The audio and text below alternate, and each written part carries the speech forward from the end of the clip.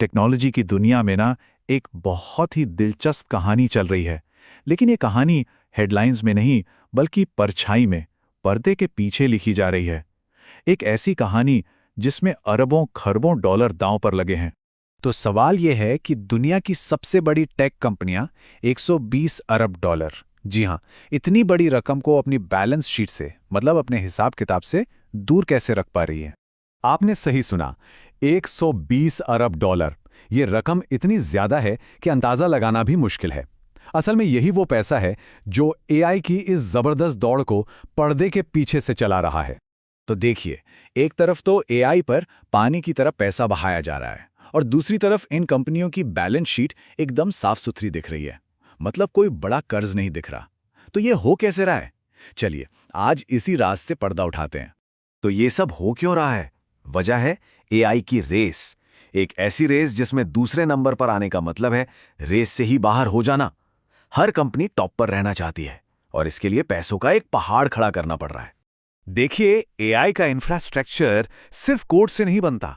इसके लिए चाहिए खास तरह के बहुत महंगे जीपीयूज, डेटा सेंटर्स को चलाने के लिए पूरे शहर जितनी बिजली, उन्हें ठंडा रखने के लिए एडवांस कूलिंग सिस्टम्स और भी बहुत कुछ। इन सब में शुरुआत में ही अरबों डॉलर लग जाते हैं। जरा सोचिए, सिर्फ एक मॉडर्न एआई डेटा सेंटर बनाने में 30 अरब डॉलर तक का खर्चा आ सकता है। ये रकम तो कई छोटे देशों की पूरे साल की कमाई से भी ज्यादा है। और इस पूरे खर्चे के केंद्र में है ये छोटी सी चिप। एनवीडिया की एक हाई एंड एआई चिप की कीमत $40,000 तक हो सकती है और एक डेटा सेंटर में ऐसी हजारों नहीं, लाखों चिप्स लगती हैं। अब आप खर्चे का अंदाजा लगा सकते हैं। तो कंपनियां इतना भारी भरकम खर्च बिना अपनी फाइनेंशियल रिपोर्ट खराब किए कैसे कर रही हैं? यहीं पर सामने आती है एक तरह की फाइनेंशियल जादूगरी। चलिए समझते हैं कि ये ऑफ बैलेंस शीट फाइनेंसिंग आखिर है क्या। इस जादू का सबसे बड़ा टूल है स्पेशल पर्पस व्हीकल, या शॉर्ट में कहें तो एसपीवी। आसान भाषा भी समझे तो ये एक अलग कंपनी है, एक तरह की परछाई कंपनी, जिसका काम सिर्फ एक है, सारा कर्ज और सारी संपत्ति अपने नाम पर रखना। इससे जो मेन कंपनी है उसकी किताबें एकदम साफ रहती हैं। चलिए अब देखते हैं ये काम कैसे करता है। पहला स्टेप, एक टेक कंपनी एक एसपीवी बनाती है। दूसरा, ये एसपीवी बड़े बड़े इन्वेस्टर्स से पैसा उठाती है। तीसरा, उस पैसे से डेटा सेंटर बनाने के लिए जो भी चाहिए वो सब खरीदा जाता है। और चौथा और सबसे जरूरी स्टेप, टेक कंपनी उसी संपत्ति को अपनी ही एसपीवी से किराए पर यानी लीज पर ले लेती है। खेल समझ में आया? कर्ज एसपीवी के नाम पर रहता है, टेक कंपनी के नहीं। अगर इस तरह के मुश्किल फाइनेंशियल टॉपिक्स को आसान भाषा में समझना अच्छा लग रहा है तो हमारे चैनल को सब्सक्राइब करने के बारे में जरूर सोचिए। हम ऐसे ही विषयों को सामने लाते रहते हैं। तो अब सवाल ये उठता है कि ये जो तरीका है ये एक स्मार्ट बिजनेस स्ट्रैटेजी है या फिर एक छिपा हुआ खतरा। इसी पर आजकल एक बहुत बड़ी बहस छिड़ी हुई है। चलिए दोनों तरफ की दलीलें देखते हैं। देखिए, इसके फायदे तो हैं ही।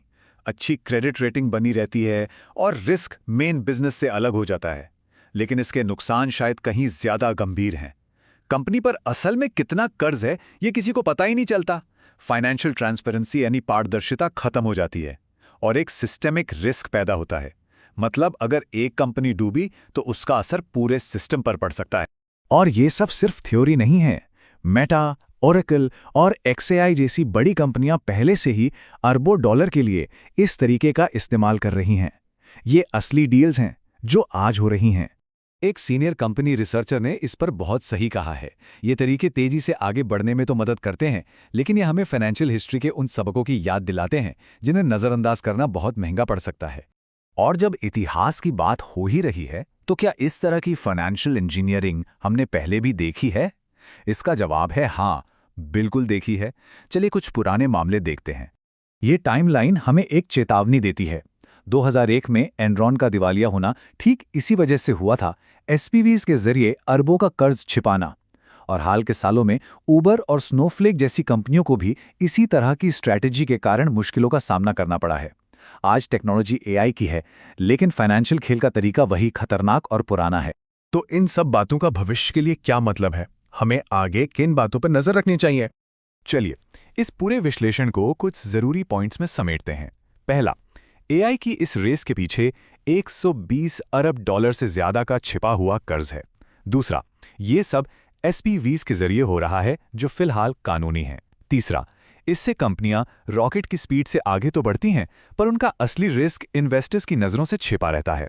चौथा, ये हमें एनरॉन जैसे बड़े घोटालों की याद दिलाता है, जो एक बड़ी चेतावनी है।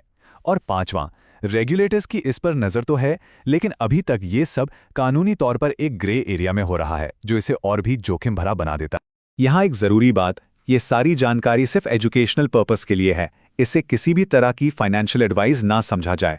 कोई भी निवेश करने से पहले हमेशा एक फाइनेंशियल एडवाइजर से सलाह ज़रूर लें। अगर हमारे इस विश्लेषण से आपको इस मुश्किल विषय को समझने में मदद मिली हो, तो प्लीज़ हमारे चैनल को सब्सक्राइब करें। और हाँ, हमें नीचे कमेंट्स में ज़रूर बताइए कि आप इस ट्रेंड के बारे में क्या सोचते हैं। आपका फीडबैक हमें इस तरह की और जानकारी आप तक लाने के लिए मोटिवेट करता है। और आखिर में हम आपको इस सवाल के साथ छोड़े जाते हैं, क्या ये तरीका इनोवेशन को रफ्तार देने वाला ईंधन है, या फिर ये अगले बड़े फाइनेंशियल बबल की नींव रख रहा है? सोचने वाली बात है।